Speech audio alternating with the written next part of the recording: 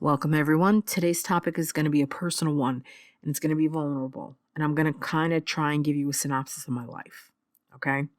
I feel sometimes teaching by example hits home better.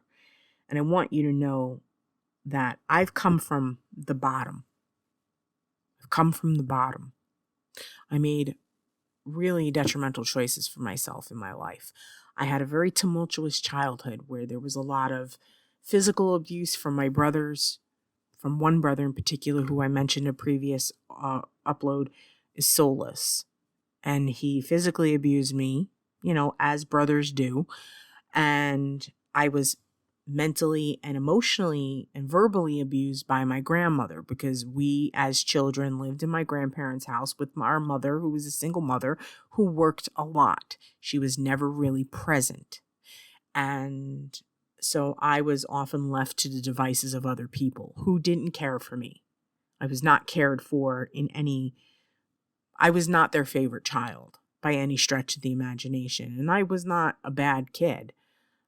I was a typical kid, and I liked tap dancing. I liked roller skating. I liked playing with my Barbies. I liked my friends. I liked going swimming. I liked doing all these things, but I dealt with a lot of stuff. At a young age. My father was an entity. My mother married this man. He was an entity. He was an abusive person. He was obsessively obsessed with my mother. He would stalk my mother. He would, pop up at our window at 4 a.m., banging on the window, demanding to know where she had been. Meanwhile, she had been working late nights at, the bar up the street, whatever. It was a crazy, chaotic childhood. And that brother number 2, the soulless one, caused a lot of problems for me. Caused a lot of problems with me, with my grandmother. She was the verbally abusive one to me. Also, I want to point out that my grandfather was not my biological grandfather. He wasn't our biological grandfather. He was my grandmother's second husband. And their child, their son, okay, he got everything. My mother got the shaft. Soulless. Do you see what I'm saying? Soulless husband, soulless son was handed everything, and my mother got the short end of the stick. And it just trickled down. It was just the script that we were fed. And having this problematic brother of mine who was problematic for my mother as a child. And, behavioral problems, learning disabilities, was in special ed, just was not, but my brother traumatized me in a lot of ways. Like, he would do things where he would hold a lighter up to my face and I was in a dead sleep and he would shake me awake and be like, fire. Who does that? I've never in my life ever heard of anybody experiencing that, ever. But my brother did that, okay? Among many other things. So my first 10 years of my life were a mess. And then the second 10 years of my life, my mother and I moved to a different town and she was running her business. So again, my mother wasn't present. She was running her little luncheonette with her business partner and never present. And I was, pretty much getting into whatever I wanted to get into. And I was a very angry child, a very angry teenager, and I was looking to party with people who were much older than me that I worked for. I was, in that influence of older people, and I was introduced to cannabis and drinking at a young age, and I made all these choices. And I was also starting to get into spell books and things like that, and New Age and tarot, and I was introduced to all these different things. And then in my early adulthood, I started to try to change my life and turn my life around and make better choices for myself. My mother moved away from me because she had a hard life, and she had a ticking time bomb on her hand for 10 years. Who she didn't understand was why I was so filled with rage, because she wasn't there to see what they were doing to me. And I was literally filled with rage. and I was constantly told that I was just like my father, who was a raging lunatic, who also incidentally ended up in prison for a few years for breaking and entering because, he was always with the wrong people. And he was in the antiques world, and I don't know if he was trying to steal jewelry or antiques or whatever, but he got caught and he went to prison. And that was fun to know that I had a father who had been in prison. He was an upstanding citizen, you see, but he was an entity, and he had abused my mother, and he had tormented me like all that stuff. He was not a fun person to be around. And all this stuff is in me. And then in my 20s, getting involved with guys in my late teens and into my 20s, getting involved with guys and trying to live my own life and be an adult and forge my own life. And, but also because my mother moved away, I was living with my grandparents' house again. And that was just a fun bowl of cherries. Try being an independent person when you have a psycho grandmother who just is nosy as can be and just a complete basket case. Mentally and emotionally unstable is an understatement. Mental illness, highly likely. So to say I have a lot of emotional subconscious baggage is an understatement. Okay. So then, that whole situation blows up and I have to move. I have to move out of state to go live with my mother.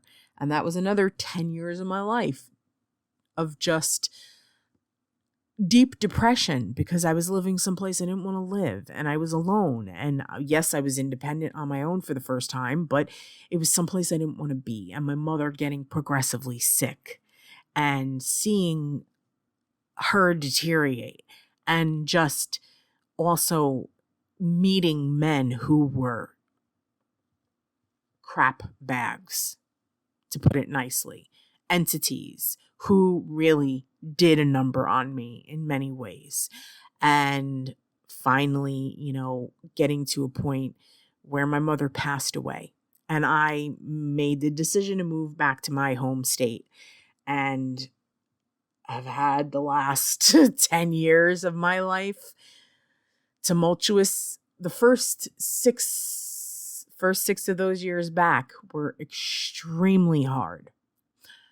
Brother number 2 asking me to move in with him because he was struggling financially, only to end up, footing most of the bill for the rent and all of that and many things, and growing ever tired and resentful because I was working 2 and 3 jobs like my mother had been doing to support a lazy piece of crap who was trying to collect disability for his own doing of messing up his ankle and whatever. But again,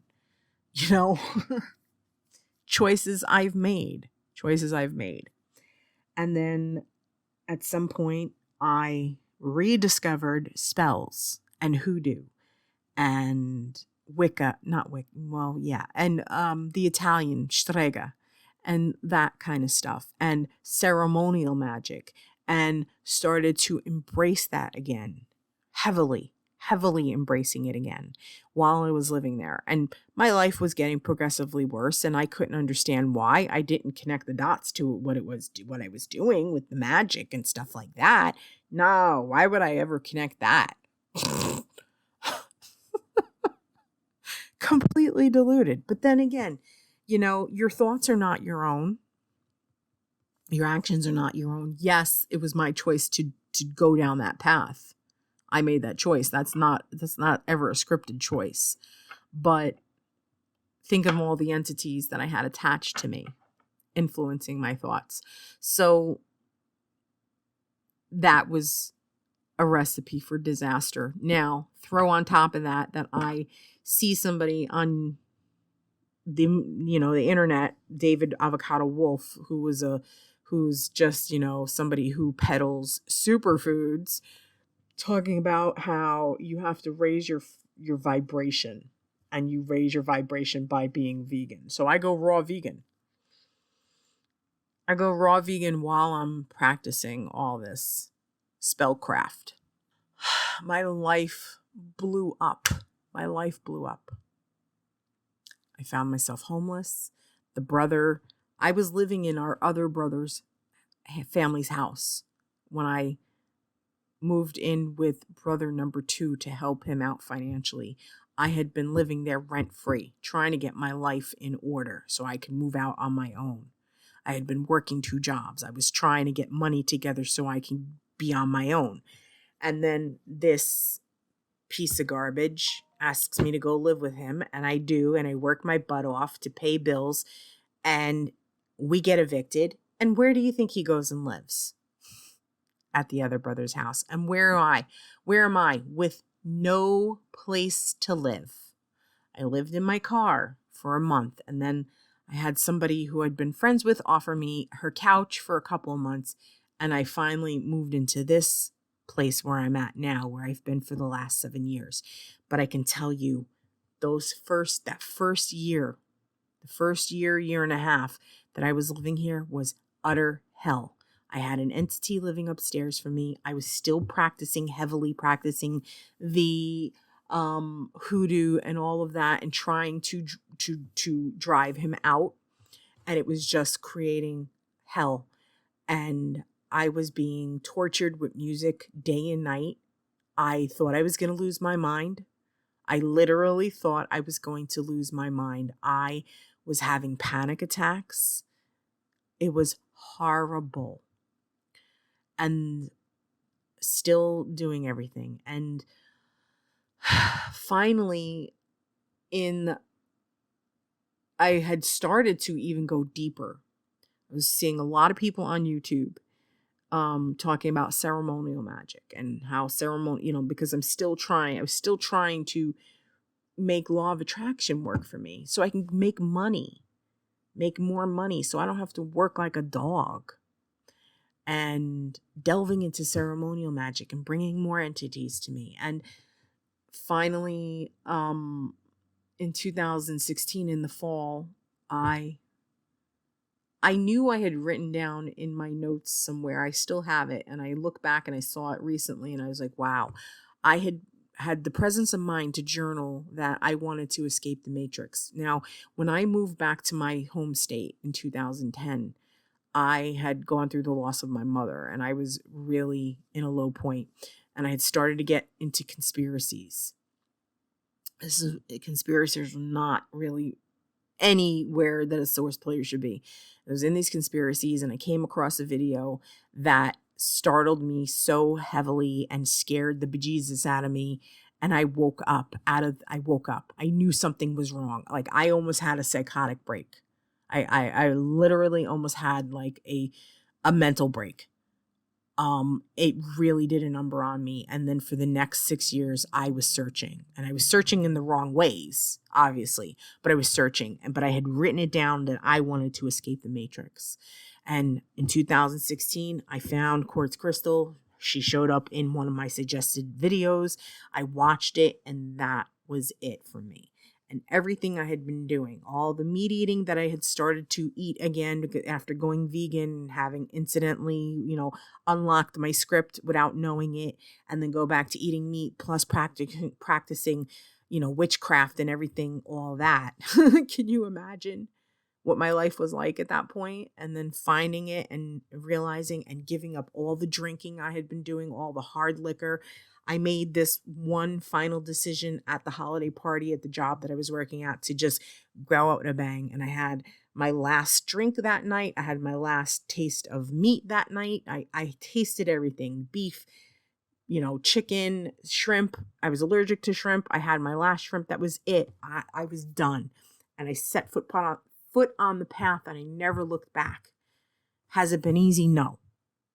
I still made dumb choices after I unlocked my script with trying to get into a relationship with somebody who was a lower frequency, who, by the way, is heavily into cannabis. Like dumb choices. I've made dumb choices. And also, for a good part of my life, for about a decade of my life, I was in the adult entertainment industry online. So I have literally come from the bottom. Okay, I've come from the bottom and I'm here.